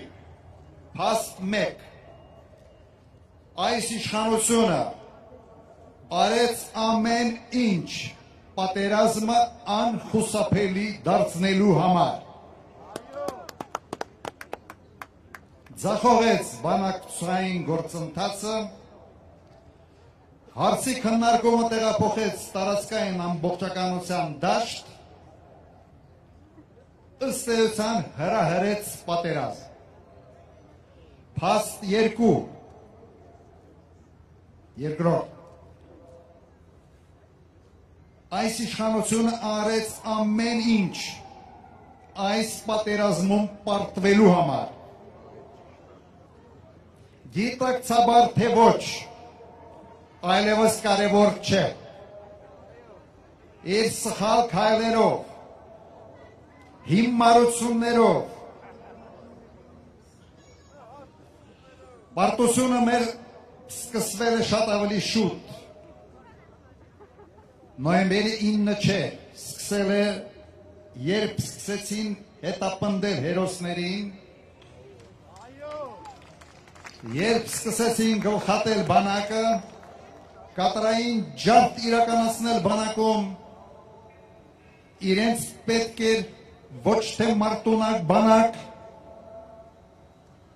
իրենց պետք էր իրենց հավատարիմ բանակ։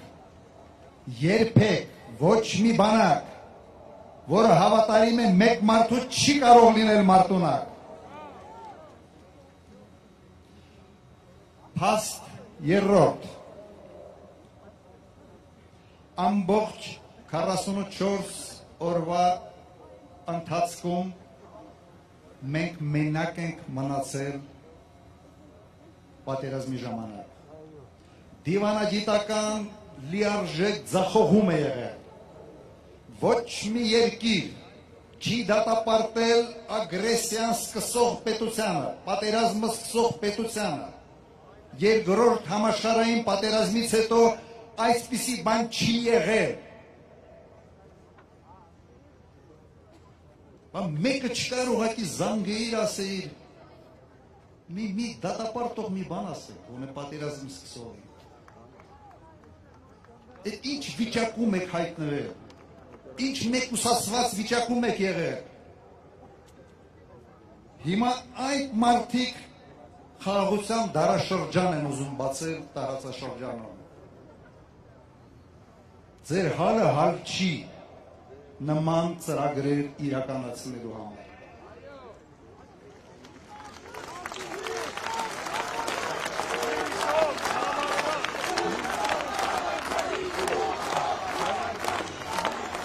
Եվ ամենից անհասկանալին է,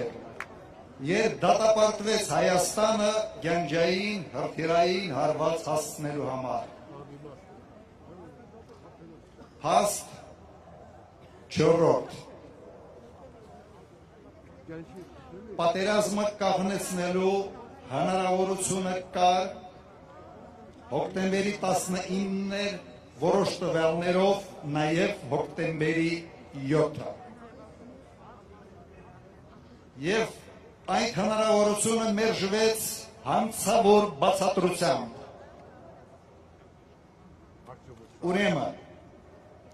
բոլոր այդ օրերից հետո զոհվածների, բոլոր զոհվածների մեղքը այս իշխանության խղճի վրա է։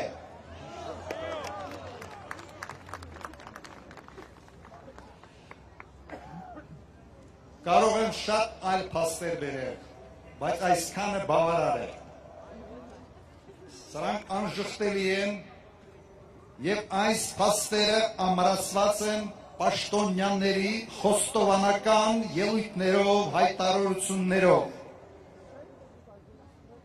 Երեք պատասխան են տալու այս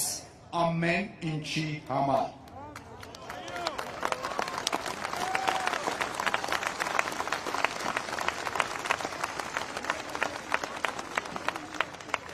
Հիմա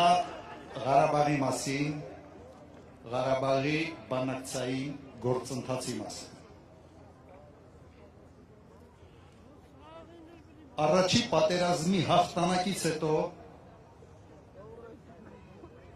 մեր բանակցային դիրքերը խարսխված էին մեր հաղթանակների վրա։ Դա անվտանգության գոտին է, Ղարաբաղի շուրջ 7 շրջանները, դա Հայաստանի մարտոնակ բանակն էր եւ այն փաստը, որ Հայաստանը Ղարաբաղի անվտանգության երաշխավորն է եղել։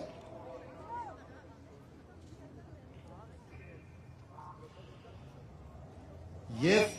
Հայաստան-Ղարաբաղ ընդհանուր սահմանն էր, Վարդենիսից մինչև Արաքս գետ։ Եվ դա մեզ ուժ էր տալիս բանակցային ամբողջ գործընթացում։ Եվ քայլ առ քայլ մենք արձանագրում էինք դիվանագիտական հաղթանակներ։ Հիմա բոլորը այլևս այդ առավելությունները չկան։ Քանի որ մեկ մարդ որոշել է, որ ինքը սկսելու է բանակցությունները զրոյական կետից, ուրեմն ինքը պետք է զրոյացներ մեր բոլոր բանակցային առավելությունները, մեր հաղթանակած առավելությունները։ Հիմա ինչ են բանակցելու։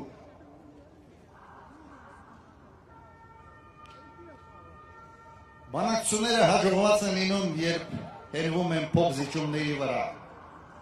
Հիմա մենք ինչ ունենք փոխզիջելու, այսպես ասենք։ Ոչինչ չի մնացել։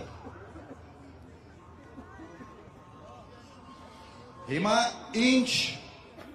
սիրելի հայրենակիցներ, ինչ ռիսկեր են մեր առջևում կապված ևս Ղարաբաղի հետ։ Շատ է խոսվում հիմա դելիմիտացիայի մասին եւ Զանգեզուրով, Սյունիքով, արդեն Զանգեզուր ենք հասնում, Սյունիքով, Միջանցքի մասին։ Որն են այստեղ վտանգները։ Դելիմիտացիան նշանակում է,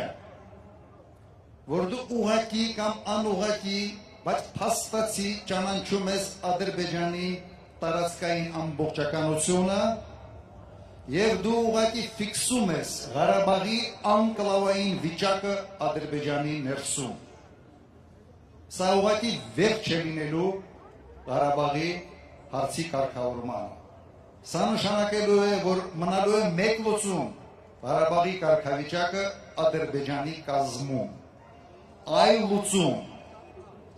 դելիմիտացիան ուղղակի չի թողնելու։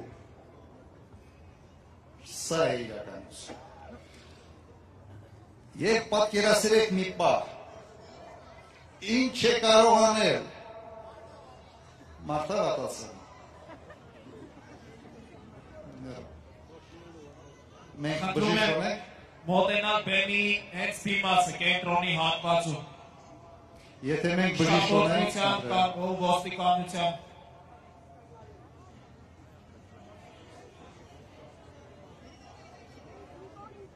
Շոր խնդրում եմ բացեք։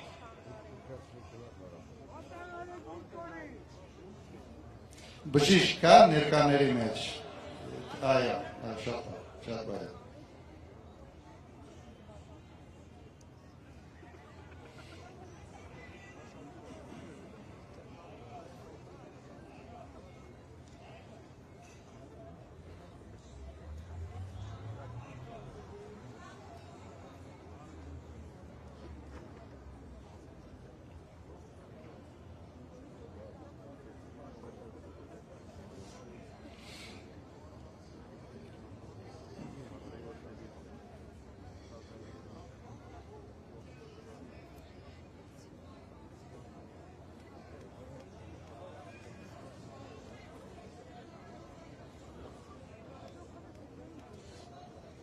Ժողովուրդ, խնդրում եմ գլխի վերևից այն կողմերի բացեք, տեղ բացեք, բժիշկա է տեղ, այկազը բժիշկա ձեզ կողնի։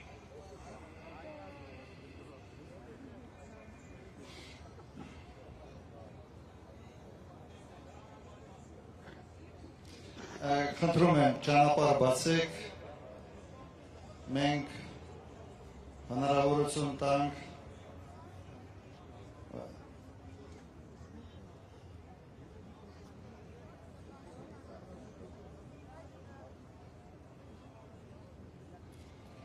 կարող ենք շարունակել։ Շնորհակալություն ձեզ, շնորհակալություն։ Ուրեմն ինչ ռիսկերից է ես խոսում։ Պատկերացրեք, որ այդ դելիմիտացիան իրականացնելուց հետո Ադրբեջանը ստանալու է լեգիտիմ իրավունք, երբ ուզի ցանկացած պահի Հայաստանը Ղարաբաղին կապող ճանապարհի վրա դնել իր սահմանապահներին, իր մաքսային կետը եւ ամբողջությամբ վերահսկել ամբողջ շարժ։ Ճիշտ այնպես ինչպես արեց այսօր Գորիս-Ղափան ճանապարհի վրա։ Եվ ոչ մեկը չի կարող նրան խանգարել, քանի որ դա լինելու է օրինական քայլ։ Ուրեմն բացառվում է թույլատրել կամ ստորագրել մի փաստաթուղթ, սկսել մի գործընթաց, որի արդյունքում հավերժացվելու է այս կապիտուլյացիան եւ կանխորոշվելու է Ղարաբաղի կարգավիճակը։ Սա է ինչ պետք է անի այսօր Հայաստանը։ Այս ռիսկերը չեզոքացնելու համար կա մեկ ճանապարհ։ Բոլոր այս հարցերը, Ղարաբաղի կարգավիճակը, դելիմիտացիա, անվտանգային հարցերը, Ղարաբաղը Հայաստանին կապող միջանցքը մեկ փաթեթի մեջ նայել, մեկ փաթեթով ձևակերպել։ Այլ ճանապարհ կրկնեմ ուղղակի չկա, այլ ճանապարհը գործանարար է լինելու Հայաստանի եւ Ղարաբաղի համար։ Հիմա մի քանի խոսք ներքաղաքական վիճակի մասին։ Այս ինչ կատարվեց երկրի հետ, Ղարաբաղի հետ, կատարվեց մի իշխանության կողմից, մի քաղաքական խմբակի կողմից, որոնք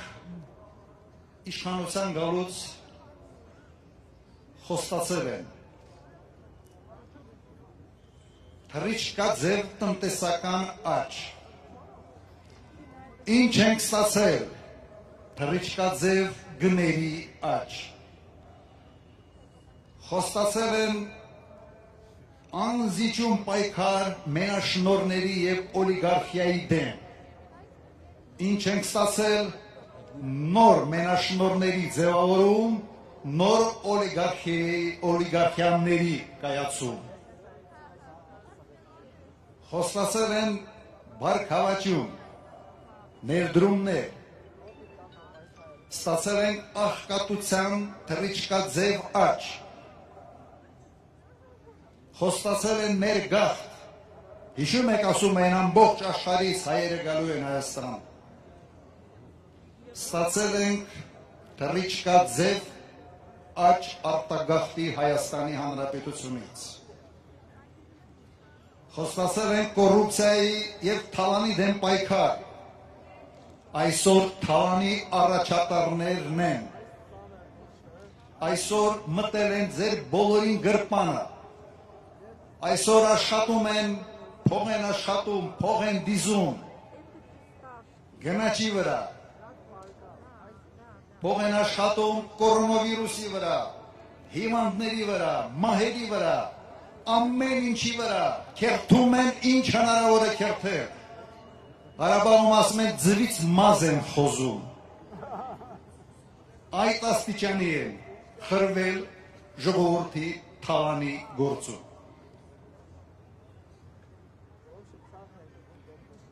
Արդյոք մենք պատրաստ ենք այս ամենը հանդուրժել։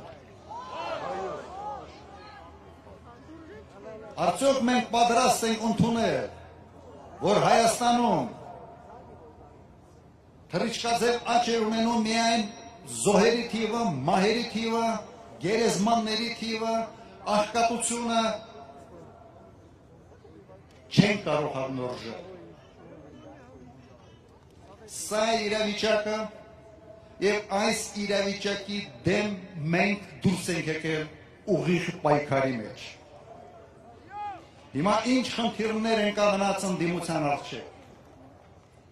Համոզել մեր ժողովրդին, ցույց տալ, որ իրենց խաբել են, որ այս իշխանությունը դավաճանել է սեփական կարգախոսներին,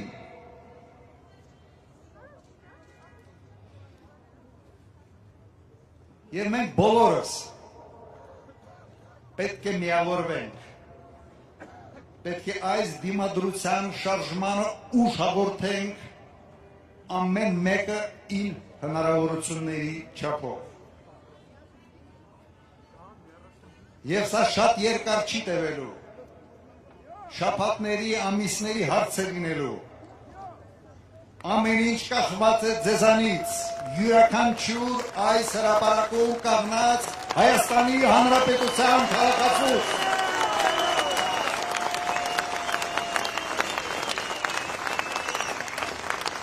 Ուրեմն բոլորս միասին,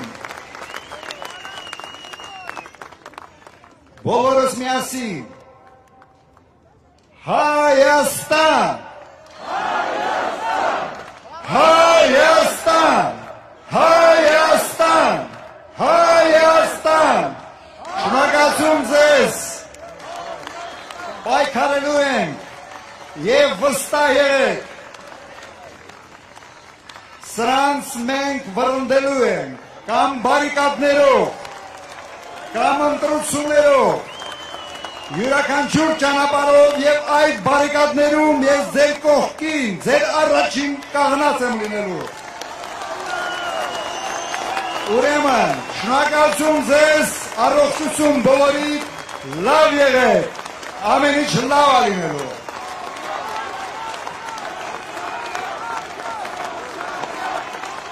Հայաստան, Հայաստան,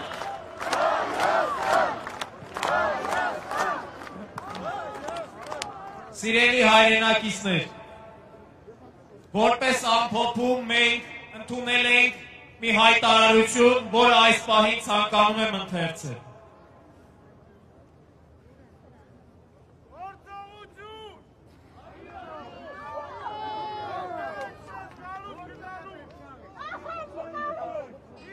Մեկ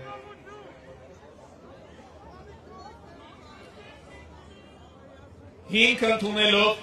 հայ ժողովրդի միասնական կամքն արտահայտող Հայաստանի անկախության և Լեռնային Ղարաբաղի Հանրապետության հռչակման մասին հռչակագրերը, վերահաստատելով Հայաստանի և հայ ժողովրդի անքակտելի իրավունքներն ու կենսական շահերը պաշտպանելու հանձնառությունը, նկատի ունենալով, որ այս իշխանությունն աղետաբեր է Հայաստանի, Արցախի և հայության համար, պետության խորհրդանիշ ուժը չի կարող խաղաղություն, պարտության խորհրդանիշ ուժը չի կարող խաղաղություն, արժանապատվություն, զարգացում ապահովել, իշխանությունը պահելու համար իշխող ուժը պատրաստ է գնալ նորանոր զիջումների և ինքնիշխանության կորստի։ Հաշվի առնելով, որ Ադրբեջանի և Թուրքիայի սանձազերծած պատերազմի հետևանքով տարածաշրջանային և աշխարհաքաղաքական լրջագույն մարտահրավերները քաղաքական, տնտեսական էքսպանսիա իրականացնելով տարածաշրջանում հաստատվելու Թուրքիայի նկրտումները, 44-օրյա պատերազմի արդյունքներից առավելագույնը ստանալու թուրք-ադրբեջանական տանդեմի նպատակը, այն է Արցախի հայաթափումն ու Հայաստանի հանդեպ տարածքային հավակնությունները բավարարելը, Արցախյան հակամարտության էության և ձևաչափի միջազգային ընկալումից խաղաղ կարգավորման գործընթացի հիմնարար սկզբունքներից Ադրբեջանի հրաժարումը, Ռուսաստանի Դաշնության խաղաղապահ առաքելությունը սահմանափակելու եւ պատերազմ վերսկսելու Ադրբեջանի փորձերը, արձանագրելով, որ Հայաստանում հաստատվել է մեկ մարդու իշխանություն, պետական ինստիտուտները կազմալուծված են, ուժային կառույցները ծառայեցվում են իշխանությունը պահելու միակ նպատակին, Հայաստանն այլևս իրավական, ժողովրդավարական, սոցիալական պետություն չէ։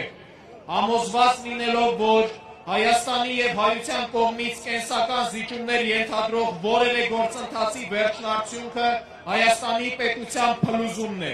Հայաստանի որպես ազգային եւ ինքնիշխան պետության զարգացման երաշխիքը նրա աշխարհաքաղաքական նշանակության եւ սերունդների իրավունքների պահպանումն ու ամրապնդումն է։ Հայաստանի եւ Արցախի գոյության ու անվտանգության հիմնահարցերը փոխկապակցված են։ Արցախյան հիմնախնդրի արդարացի լուծման, կայուն խաղաղության ապահովման երաշխիքը ժողովուրդների իրավահավասարության եւ ինքնորոշման իրավունքների անվերապահ կիրառումն է, բացառելով Ադրբեջանի կազմում Արցախի որևէ կարգավիճակի ամրագրումը, անհրաժեշտ է վերականգնել Արցախի ժողովրդի անվտանգությունն ու ինքնորոշման իրավունքի իրացումը երաշխավորելու Հայաստանի հանձնառությունը, Հայաստանի Հանրապետությունը պաշտոնապես ներկայացնող որևէ անձ սահմանադրությամբ եւ օրենքներով նախատեսված ընթացակարգերի խախտումով չի կարող ստորագրել քաղաքական կամ ռազմական բնույթի որևէ փաստաթուղթ։ Հանրահավաքը հայտարարում է. արտաքին վտանգները չեզոքացնելու, Արցախի հայաթափումը, Հայաստանի թուրքացումը բացառելու, ներքին կյանքում համերաշխություն հաստատելու, հայությունը համախմբելու նպատակով մենք սկզբնավորում ենք համազգային դիմադրության Հայաստանում, Արցախում, Սփյուռքում։ Նպատակն անփոփոխ է հեռացնել պարտության խորհրդանիշ ուժին, վերականգնել Հայաստանի ինքնիշխանությունն ու հայ ժողովրդի արժանապատվությունը։ Սա մեկ ուժի, մեկ դաշինքի դիմադրություն չէ, յուրաքանչյուր արժանապատիվ հայ մարդու գործն է։ Մինչև հաղթանակ այս պայքարը կարող է տևել մեկ շաբաթ կամ ամիսներ։ Սա ենթադրում է յուրաքանչյուրիս հետևողական ամենօրյա աշխատանք եւ գործողություն։ Մենք սկսում ենք կազմակերպել։ Սա մեր ներկայությունն ազգային ժողովում ծառայելու է դիմադրության հզորացմանը։ Պահը հասունացավ, պայքարը տեղափոխելու ենք միայն փողոցներ եւ հրապարակներ։ Պարտության խորհրդանիշ վարչախումբը հեռացվելու է։ Սյունիքը չի զիջվելու, Արցախը չի հայաթափվելու, Հայաստանը չի թուրքացվելու։ Հայաստանը լինելու է ինքնիշխան պետություն, հայ մարդը ապրելու է արդար, ուժեղ երկրում։ Հայ մարդը աշխարհում քայլելու է գլուխը բարձր։ Սիրելի հայրենակիցներ, այս հանրահավաքը սկիզբն է դիմադրության, սկիզբն է այն համոզումի, որ դժվար, եթե անգամ հարկ լինի երկարատև, եթե հարկ լինի կտրուկ գործողություններով, մենք կարողանալու ենք ազատագրել մեր պետությունը թուրքահպատակ իշխանություններից։ Մեր պայքարը չի դադարելու եւ սա միայն դիմադրության սկիզբն է լինելու, պայքարը հասնելու ենք մինչեւ վերջ։ Շնորհակալություն։